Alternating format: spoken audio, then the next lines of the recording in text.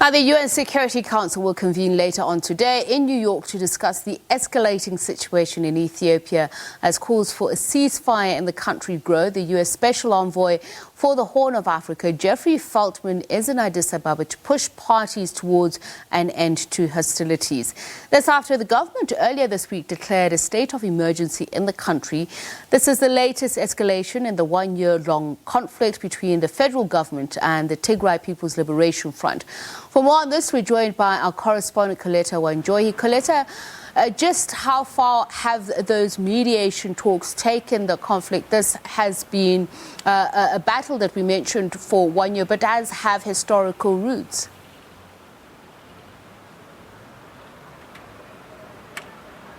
Well, what we have right now, we do not have any evidence of any mediation efforts have been begun. What we know is there are different avenues that they're offering support and suggesting strategies to the government and the main warring faction, which is the Tigray People's Liberation Front, and expecting them to agree and say that yes, we can sit on the table. We haven't had yet a concession between the two parties. What we have now is the fighting continuing. The Tigray People's Liberation Front, for example, recently threatening that they will enter the capital city in coalition with another rebel group, the Oromo Liberation Army. And on the other side, we've now seen the government reacting and putting a state of emergency for 6 months, heightening its security and assuring people that it will curb this and ensure that it defeats the TPLF. So mediation efforts, we just have those offering, but for the main factions, we've not had a response.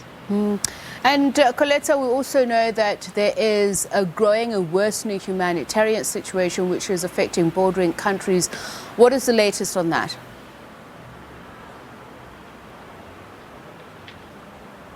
Well, within the country, especially in the northern region, the United Nations says that about 7 million people are in need of emergency aid, and that's from the Tigray region where the conflict began, and two other regions, Amhara and Afar, where the conflict spread to.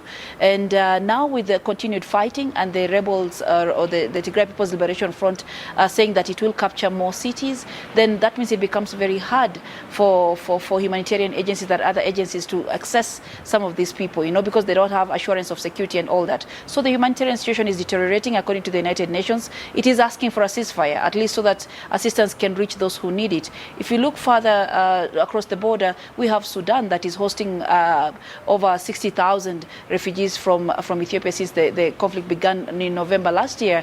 And Sudan has its own challenges right now. So you can imagine probably the refugees on the other side do not know where to run to, So what we have is now neighbors. We are seeing Uganda, we are seeing Kenya speaking out more pronounced, in a more pronounced way, saying that the ceasefire needs to happen, but we'll see if the warring factions agree to this. Coletta, I want to talk about the effect on the war, particularly on women and children. We know that there have been various allegations which have been denied, including rape being used as a weapon of war. It's been called Ethiopia being at war in itself, but it would seem that the women and children seem to bear the brunt of it all. What are the citizens of the country saying about how best this can be resolved, this war that pretty much, as I said, has roots in generations past in Ethiopia?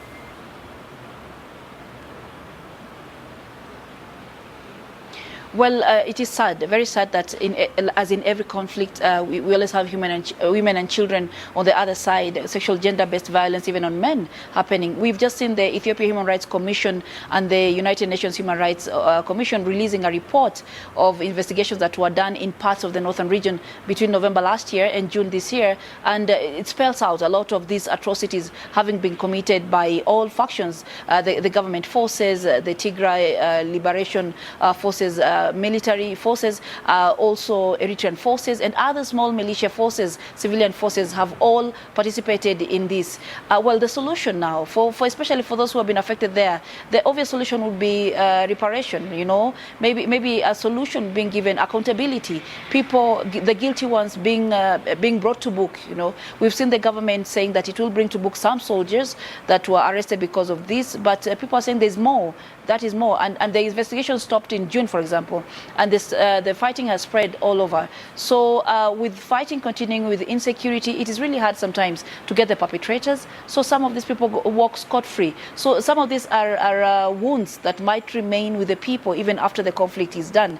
But people are hoping, citizens are hoping that there will be a mechanism where accountability will be given, where justice will be given for those who are affected by atrocities, you know. But when that will happen, we don't know. Peace has to come first. The fighting has to stop before that happens. Oh, thank you so much for that, our colleague and Addis Ababa, East Africa correspondent Coletta Wanjohi.